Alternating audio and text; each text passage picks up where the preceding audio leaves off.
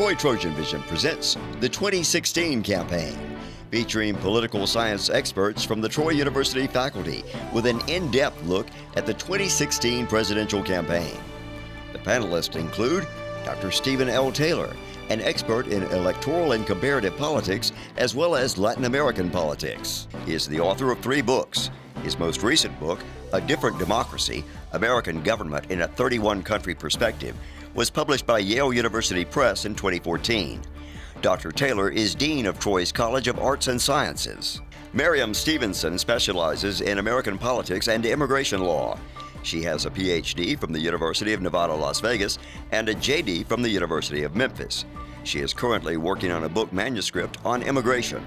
She is Assistant Professor of Political Science at Troy University. Michael O. Slobodchikoff specializes in relations between Russia and the former Soviet states, international conflict and peace, and comparative politics. He is the author of 2 books. His most recent book, Building Hegemonic Order Russia's Way, Rule, Stability, and Predictability in the Post-Soviet Space, was published in 2014. He is a regular contributor to Russia Direct and has often served as an analyst on Russian relations with Ukraine for BBC World News, as well as Voice of Russia Radio. He is an assistant professor of political science at Troy University. Welcome to a discussion today on the election. We'll talk about, first off, the primaries and choosing a nominee, and then we'll move on to a little bit of a discussion of the general election, which will happen in November.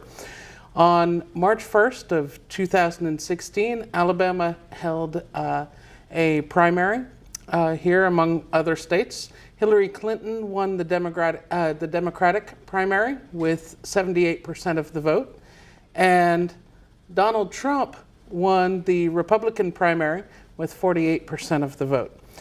Today I'm lucky to be joined by 2 specialists who will help guide us through this election season and talking about precisely what will continue to happen through the primaries and through the conventions, and then talk about the general election. To my left is Dr.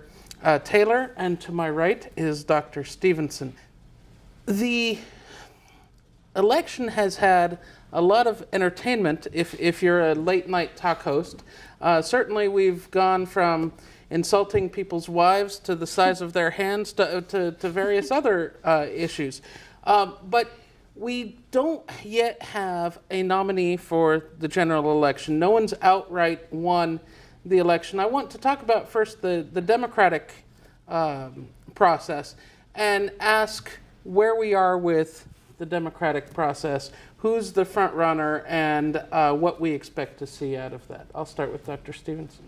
Well, on the Democratic side, certainly Hillary Clinton is the front runner. There, she holds the majority of superdelegates, as well as the majority of the delegates, and she certainly is the most likely candidate to win the party's nomination this summer. I think if we look at the number of delegates that remain, it would be very, very, very difficult for Senator Sanders to pull ahead at this point. Okay. So even though we don't have a clear winner yet based on the actual numbers, it is more likely than not that she will be the party's nominee. Okay. And who have been the core supporters for Hillary versus Bernie Sanders? Well, demographically speaking, Secretary Clinton has done quite well with African American voters, older voters, I think also women voters, while Senator Sanders has done quite well with the youth vote, and done well in states that are predominantly white. Beyond that, I mean, that's the basic breakdown demographically. Okay. And there's been a lot of excitement from the younger voters about Senator Sanders. How likely is it that if Hillary Clinton does get the nomination, that they'll still turn out to support Hillary again, versus whoever the Republicans nominate? Well, that's an interesting question. I think it is going to turn on who the Republican nominee actually is, because as we know, a large number of of younger voters tend to identify themselves as independent, so they do tend to sway back and forth if they vote at all. Okay. So it's likely that their support may not be shifted to Secretary Clinton, and it also may not be shifted over to the Republican nominee as well either. So part of it's going to turn on whether or not or who the Republican nominee is going to be, and with regard to whether or not I think they're going to turn out and vote in large numbers for Hillary Clinton, polls so far are showing that she's not very popular with the younger voters. Mm-hmm. So I would be surprised to see a large shift in voting with the young voters from Sanders to Clinton. Whether or not those votes go towards the Republican candidate at this point obviously remain to be seen. But I guess my assessment would be those votes are kind of going to go away. And do you think that Senator Sanders has had an impact in some of the issues of this campaign and pushing Hillary Clinton into having new ideas for the way she wants to govern if she were to be elected, or not? Or do you think she's able to run just the way she wanted to and not be pushed in any direction? Oh, I think as with any competition in the primary season, the candidates have to react to one another. And certainly Secretary Clinton's had to react to Senator Sanders. I don't think there's any doubt about that. I think it may have pushed her somewhat in a more leftward progressive fashion, or at least talk to certain issues that she might otherwise not have been wanting to talk about necessarily. So, I mean, and many experts will point out that this helps candidates sort of hone themselves during this period of the process. I do think that while there has been significant competition, I still think from the beginning it's been Secretary Clinton's to lose. Senator Sanders has had a few moments of success, Michigan being the one that comes to mind the most. And barring something truly, as Dr. Stevenson said, barring some truly improbable set of events or some shock, right? Something that happens that we can't predict, then I think Senator Clinton moves on. And it's probably been made better off by having to deal with Senator Sanders. And it may actually give her the chance to have thought about some answers to some economic questions that may, in fact, arise if she faces, in fact, Mr. Trump in the fall. Okay, good. So you're both in agreement that Secretary Clinton should win the election or the nomination? Barring something extraordinary, yes. I agree. Okay, good. Let's turn now to the more contentious race, the Republican race. Currently, we can see that Donald Trump has the vast number of delegates, or the majority of the delegates. He has the clearest path to winning, although there is no guarantee that he will win outright. What do you think the chances are of Donald Trump winning out? I think he has the best chance, as you mentioned, but the path is not as clear, I would say, as on the Democratic side. Senator Cruz certainly still has a chance. There are, I believe, 80 delegates that are up for grabs that previously belonged to Senator Rubio. And both Mr. Trump and Senator Cruz are obviously vying for those right now. And obviously there are a number of states that still have primaries and caucuses left with delegates to vie for there. But if we look at the numbers, Mr. Trump obviously has the easier path and the more likely path to the nomination this summer.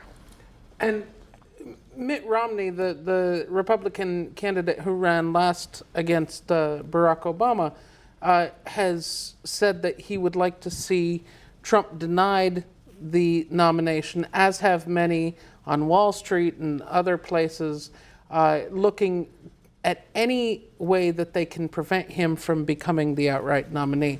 And one of those ways is to deny him the necessary delegates to get to a brokered convention.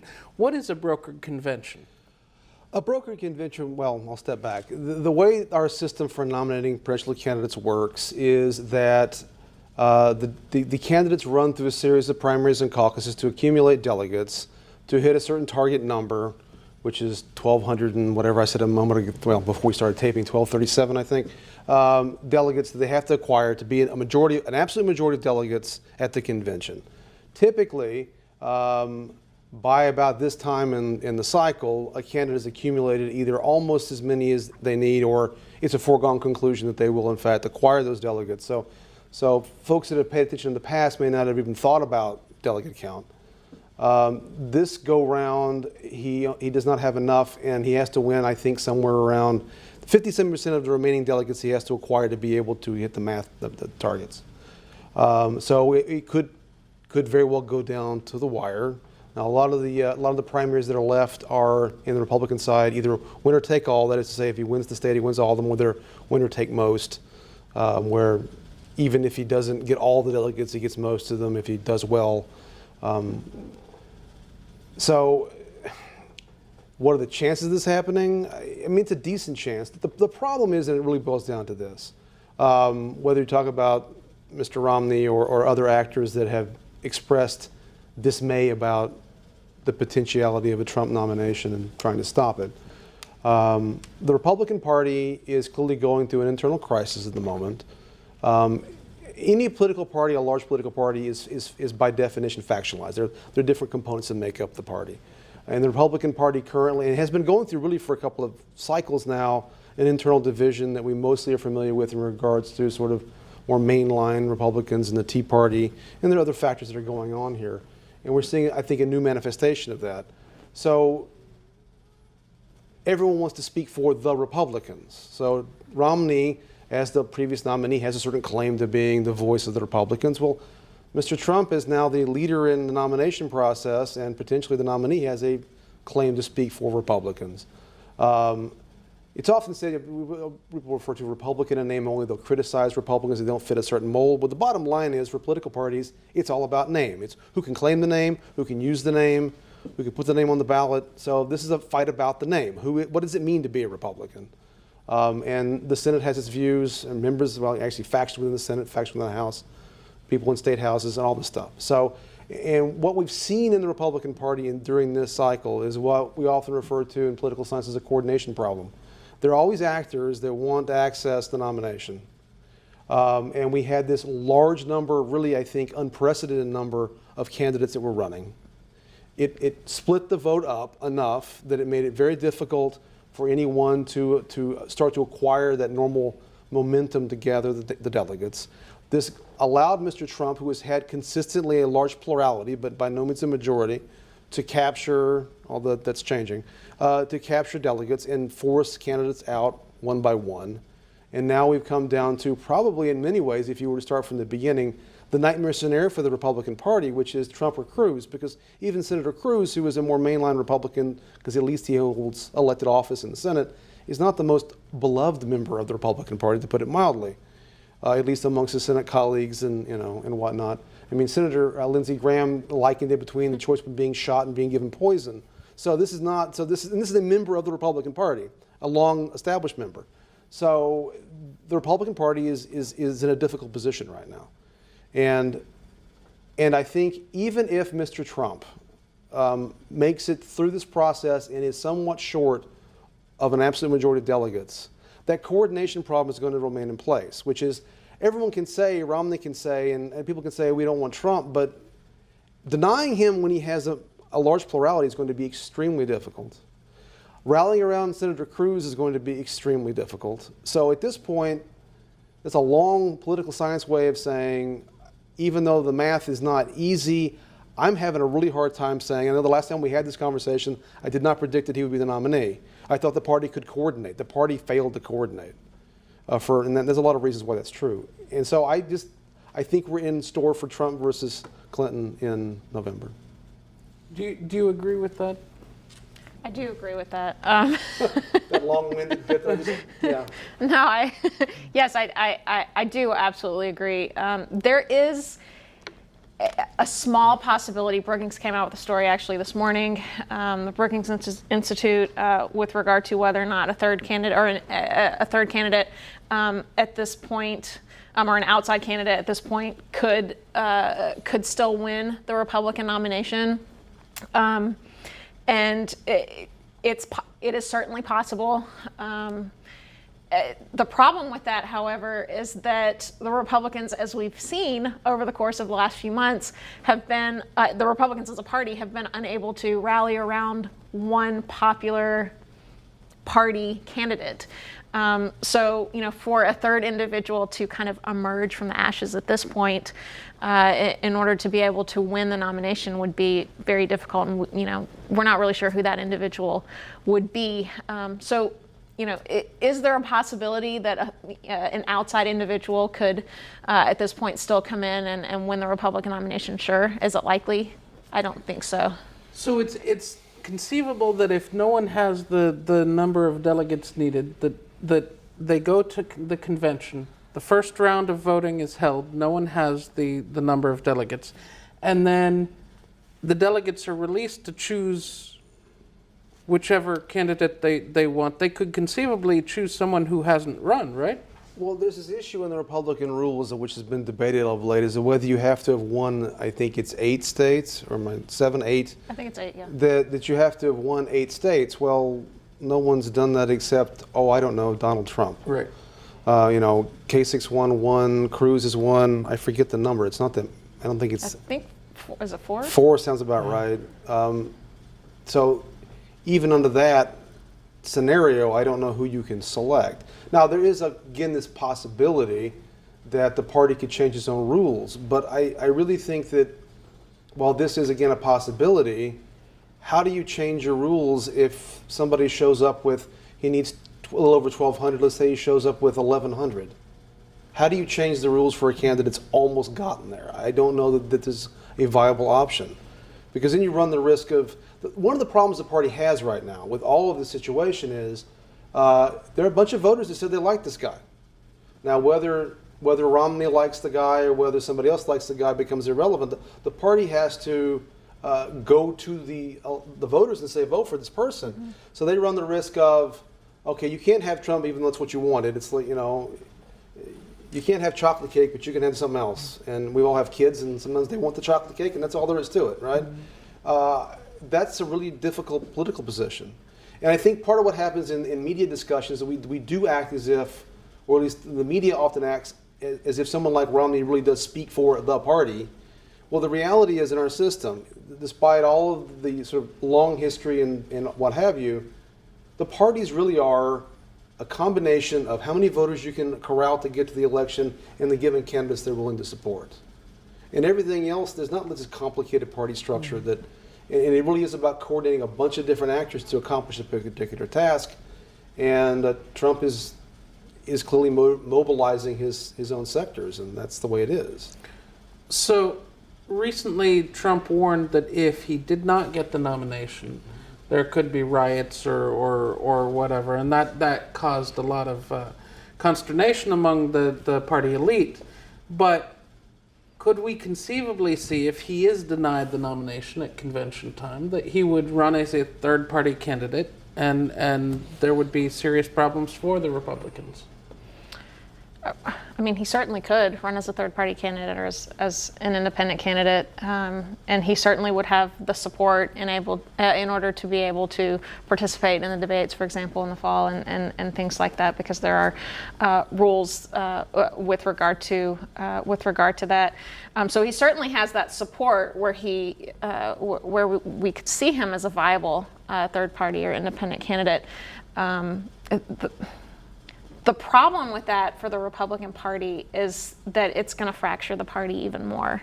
And you really, more than ever, will see a scenario where the Republican vote will be split down the line between two candidates, and essentially will throw the election to the Democratic candidate or to Hillary Clinton. Yeah, well, the two things that come to mind when what you said, and partially to what Dr. Stevenson just said. First, when Donald Trump says there might be rioting, I think he's right, which is a disturbing part of this entire scenario. But I think that there could be a substantially negative reaction if the party. That's another reason the party. I think when push comes to shove, they can talk now about changing rules or having another candidate. Doing it will be a lot more difficult.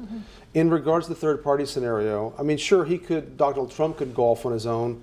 I think at this point, and there's often a lot of talk about third party candidates, but Dr. Stevens is correct. Any third party scenario that one can come up with is one that's going to fracture the Republican vote and will give Secretary Clinton or whoever the nominee is, but almost certainly Secretary Clinton, the presidency. And there's also this alternative scenario that I was reading about, and I can't recall. It was a political scientist, I think, but it was in the popular press, pointing out that the alternative actually is for more conservatives to run a third party to do that intentionally, so as to cause. If the party wants to salvage itself, the party has sort of two routes right now. Because there's going to be a Republican Party. We're not going to break off into other little pieces because the system doesn't really support more than two parties for reasons that I don't have time to go into right now. So what's that Republican Party going to look like? And I think the one scenario, which I don't think it would happen, but it's interesting to think about, is if the non-Trump faction of the party wants to run a third party to scuttle his candidacy, which is what it would do. Because there is a certain segment of the Republican Party that thinks that as much as they dislike Hillary Clinton, she's a better alternative for the long-term health of the Republican Party than a Donald Trump presidency. Because as I was saying a moment ago, what is it that defines the party? There are lots of things that define the party, but a major thing that defines our parties, because again of the nature of our institutions, is who's the president, because the president is the de facto head of the party. So Donald Trump, if he were to be the candidate, and certainly if he were president, would have influence over things like who's the RNC chairman, who sits in these particular positions. And this will then set the tone. Plus, if you're elected in a first term, your odds of being reelected are good. So what do certain segments of the party want to do? Do they want to risk 8 to 12 years of Trumpism and then rebuild after that? Or do they want to scuttle Trumpism now and try to rebuild? These are the kinds of options that certain actors are going to have to think about. Now, how realistic those scenarios are, I don't, it really, when push comes to shove, doing that sort of thing is more difficult than talking about it. But these are the kinds of questions that they're asking themselves right now. Go ahead. I was going to move to a tangent really quickly, just based off of what you said. The other thing that the Republican Party or the elites really need to keep in mind right now is if the Senate really does intend to not confirm President Obama's selection for the Supreme Court, what does that actually mean? What is that going to mean going forward? Additionally, we have at best 3, maybe 4 current sitting justices on the Supreme Court right now that are likely to need to be replaced in the next 4 to 8 years. So if the Republican Party decides that they do want to go that route and they want to kind of throw the election to the Democratic Party, I guess the result of that is going to remain for many, many years beyond 4 to 8 years, because as we know, Supreme Court justices are there for life. And if Secretary Clinton or then President Clinton is able to nominate justices who are in their 50s, for example, they could sit on the bench for 20, 30 years. So there are so many considerations and so many political ramifications going on. Well, and we talk about the executive level, and we just talked about the Supreme Court level, but you also have people down the line on tickets. The Senate, you've got House members running, and if for whatever reason people are very unhappy with Trump or very unhappy that Trump got denied the nomination either way, people stay home. The Republican Party faces a total annihilation at the polls straight down the ticket to varying degrees. Well, this is one potential scenario. We don't entirely know how a Trump candidacy will affect turnout. It's possible it'll motivate certain voters to vote that otherwise wouldn't have voted. There's this sort of blue-collar, high school educated sector that he appeals to. Will they turn out more than normal? Maybe. But conversely, will the more sort of white-collar, college-educated that find him distasteful, will they stay home? Will they vote for Hillary? Or what will they do? If there's a third-party option, what will they do? Then that could affect, though, as you say, it could affect Senate races and House races and all the way down the ticket, because a lot of people go to vote and they vote Republican, Democrat.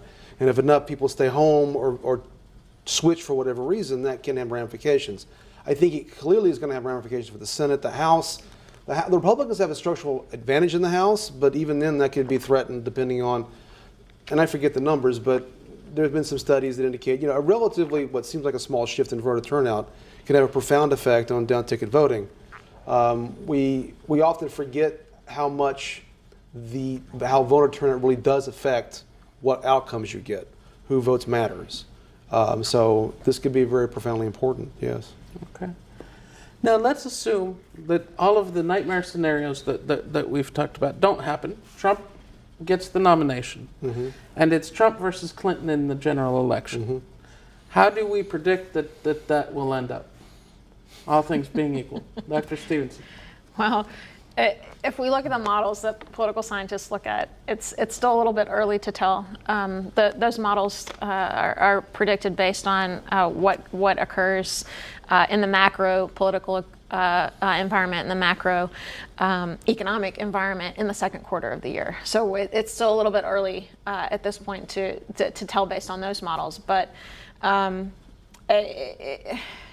I think a lot is going to depend on voter turnout based on what Dr. Taylor just said with regard to who actually shows up and votes. Polling indicates one thing, but we know that polls don't actually capture all the time the individuals that actually do show up and vote. So at this point, too early to tell. Early to tell? You're not willing to voice a projection here?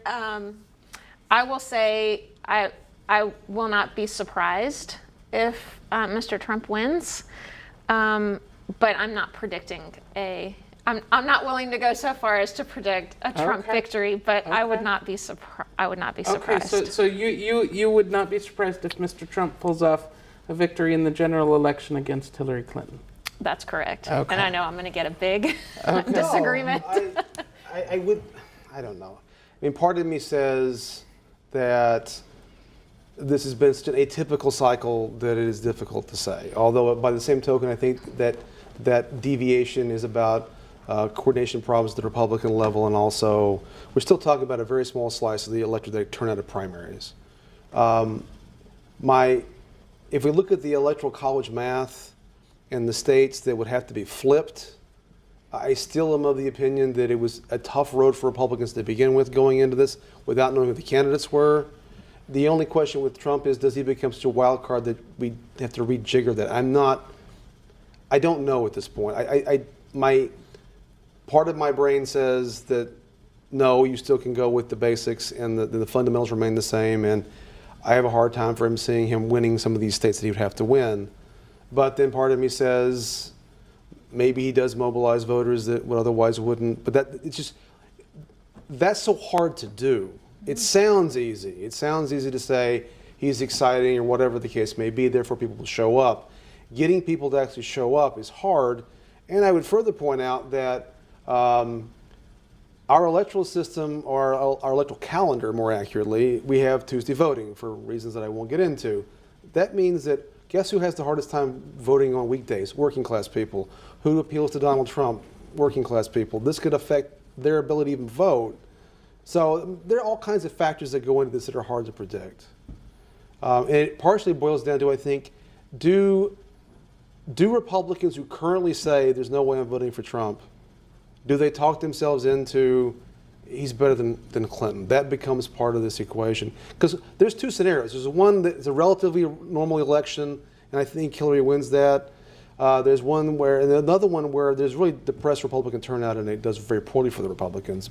And there's this weird one where Trump actually wins. That one still strikes me as odd, but it's not crazy to say that. I mean, not at all. Okay. Well, in other words, I guess we'll all have to tune in to tell. Thank you so much today.